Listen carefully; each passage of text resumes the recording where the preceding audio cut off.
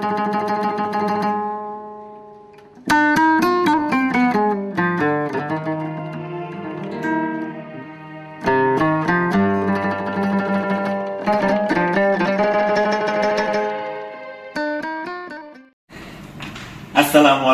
warahmatullahi wabarakatuh. Sohib-sohibat Lembaga Kebudayaan Betawi yang terhormat, saya Yahya Adi Saputra kembali pengen ngasih sedikit informasi perihal pernak-pernik kebetawian. Kali ini kita akan bicara soal rumah. Jadi arsitektur tradisional dalam rumah Betawi itu ada 3 jenis. Ada rumah kebaya, ada rumah gudang, ada rumah joglo. Nah, yang ingin saya sampaikan sebetulnya bukan jenis-jenis dari ketiga rumah itu, tapi bagian sangat kecil dari rumah Betawi yang disebut dengan ragam hias gigi balang. Nah, ini ragam hias gigi balang, sohib-sohibat, sebetulnya tidak semata-mata dia merupakan ragam hias doang. Dia memiliki makna. Si gigi balang itu awalnya adalah segitiga. Segitiga diambil dari bentuk gunung. Akhirnya di dalam tradisi masyarakat Nusantara, di keseluruhan masyarakat Nusantara itu dikenal dengan sebutan tumpal, tumpal. Ini segitiga. Nah, kemudian ini dijadikan sebagai ragam hias tumpal ini di dalam banyak hal, terutama dalam rumah yang menjadi gigi balang begitu. Di dalam batik Betawi juga bisa disebut dengan tumpal. Di dalam kriya lainnya juga bisa juga disebut sebagai tumpal juga. Nah, sebetulnya ide utama itu adalah segitiga ini merupakan relasi mikrokosmos, yaitu kita manusia, makrokosmos, yaitu alam semesta. Apakah itu binatang, apakah itu tumbuh-tumbuhan, apakah itu air, apakah itu api, apakah itu apa. Dan satu lagi di ujung ini, di segitiga ini adalah yang disebut metakosmos. Metakosmos itu dunia lain.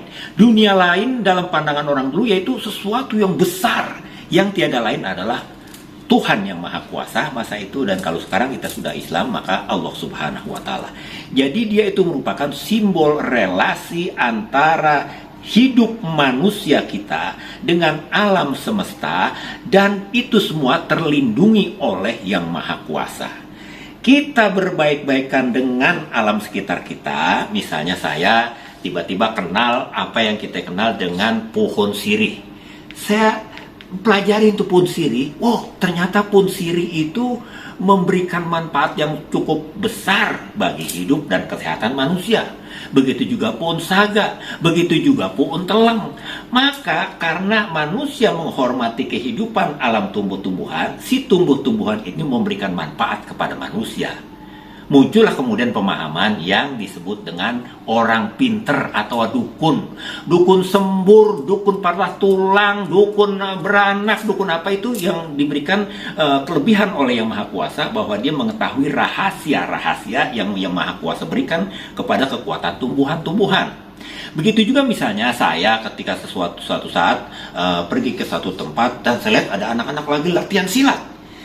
Itu silat beksi misalnya, konon mendapat inspirasi dari makhluk siluman yang namanya macan putih. Dunia alam yang berisi siluman itu memberikan pelajaran kepada manusia. Akhirnya manusia menangkap, ini ya begini, ini begini, ini begini, ini begini. Itu akhirnya dilihat oleh manusia. Ternyata wahai engkau, karena engkau makhluk halus, saya menghormati kepadamu, maka kamu memberikan manfaat kepada saya, akhirnya kamu, itu akhirnya orang-orang pintar itu, jadi gitu. Jadi hubungan relasi antara manusia dengan alam sekitarnya itu memberikan satu kesatuan yang utuh. Dan ini semua manusia tentu saja tidak bisa berdiri sendiri.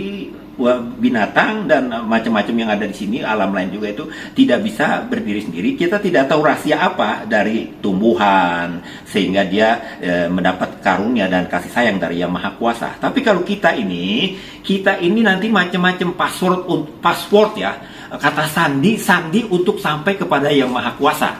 Zaman dulu itu misalnya ketika masyarakat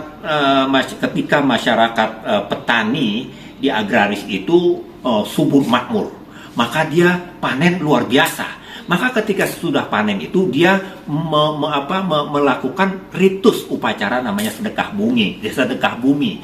Kalau dalam masyarakat di Jakarta Timur itu disebut juga baritan atau bebarit. Itu adalah salah satu media baritan itu yang di dalam media itu nanti kita persembahan password itu ada nasi kuning, ada bekakak ayam, ada rujak, ada makanan lainnya, ada buah-buahan, ada pendupaan, ada telur, ada kopi. Itu password untuk sampai kepada Yang Maha Kuasa. Ternyata Yang Maha Kuasa itu melihatin masa lalu ya. Kalau kita lihat dalam upacara, dalam ritus sedekah bumi misalnya. Ketika sekarang itu kemudian password itu di samping kalau kita sudah sekarang zaman sekarang udah menjadi Islam itu, password itu menjadi ya ada juga kita sedekahan, kemudian ada juga doa-doa. Jadi kalau dulu itu doanya, password itu dilengkapi dengan tuturan doa yang misalnya ingsun nang warwi saturune warhana apa, papa tulak, papa sungsang. Jadi begitu bacanya, semacam yang jauhkan atau jampe-jampe. Tapi sekarang ketika kita sudah menjadi Islam semua di Betawi ini, maka diubahlah itu semua menjadi Robbana taqabbal minna innaka antas samiul alim, atau Allahu kafi, Allahu maafi, Allahu la yadurru ma'asmi syai'un fil ardi wala fis sama. Jadi itu semacam passwordnya seperti itu. Oh, ternyata Yang Maha Kuasa melihat manusia di bumi ini menghormati aku, memuliakan aku, sehingga permintaan-permintaannya akan aku berikan lebih makmur lagi di kemudian hari. Jadi begitulah kira-kira. Akhirnya memang kemudian dia diambil sebagai simbol gigi balang. Simbol gigi balang itu yang memiliki makna tumpal. Makna tumpal itu sudah ada pada zaman Hindu-Buddha, dan akhirnya itu menjadi relasi mikrokosmos manusia, makrokosmos alam lain selain manusia, yaitu tumbuhan, setan, jin, dan macam-macam, dan juga metakosmos. Metakosmos yaitu yang maha tinggi, yang maha agung, yang memberikan, yang melihat perilaku manusia ini, perilaku tumbuhan dan binatang ini mengabdi kepadanya, maka dia memberikan kehidupan yang lebih langgeng dan yang lebih leluasa lagi. Maka simbol tumpal itu kemudian di dalam rumah Betawi menjadi gigi balang namanya. Begitulah informasi yang saya sampaikan, wahai saudaraku, sohib-sohibat yang tercinta. Dari Lembaga Kebudayaan Betawi, saya ucapkan hadanallahu wa iyyakum ajmain. Wassalamualaikum warahmatullahi wabarakatuh.